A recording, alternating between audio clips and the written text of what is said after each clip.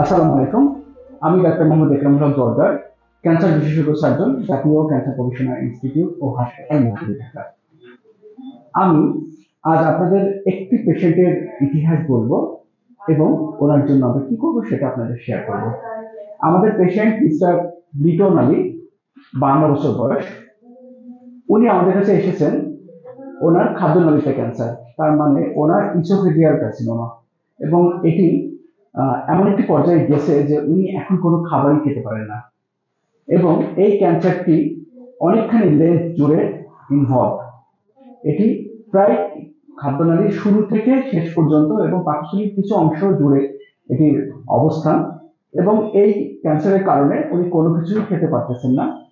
এখন ওনার জন্য আমরা আরো অন্য ডক্টরদের সঙ্গে শেয়ার করেছি, সবাই মিলে যেটি সিদ্ধান্ত হয়েছে সেটি হচ্ছে ওনাকে একটি সিসিআরটি দিতে হবে, তার মানে কনকারেন্ট কেমো রেডিওথেরাপি দিতে হবে। কিন্তু উনি যেহেতু খেতে পারতেছেন না, বা খেতে গেলেই উনি বমি করে দিচ্ছেন বা বুকে প্রচন্ড ব্যথা অনুভব করতেছেন, এবং ওনার ওজন দিন দিন কমে যাচ্ছে, তাই ওনার জন্য, ওনার নিউট্রিশনাল সাপোর্টের জন্য আমরা একটি পেলিয়েটিভ ট্রিটমেন্ট করে দিব।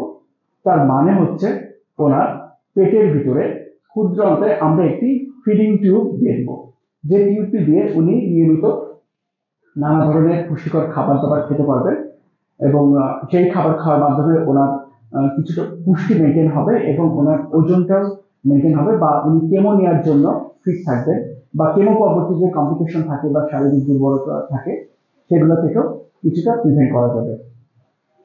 তো এটা থেকে মেসেজ হলো যে, যে কোনো রোগ যদি প্রাথমিক পর্যায়ে শনাক্ত করা যায় বা প্রাথমিক পর্যায়ে যদি ডক্টরের কাছে যায়, তাহলে কিন্তু সেটার জন্য একটি প্রথমেই ডেফিনেটিভ সার্জারি বা ডেফিনেটিভ ট্রিটমেন্ট সম্ভব।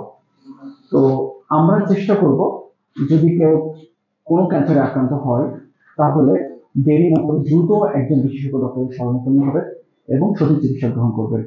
আশা করি আমার মেসেজটি সবাই বুঝতে পেরেছেন। ধন্যবাদ।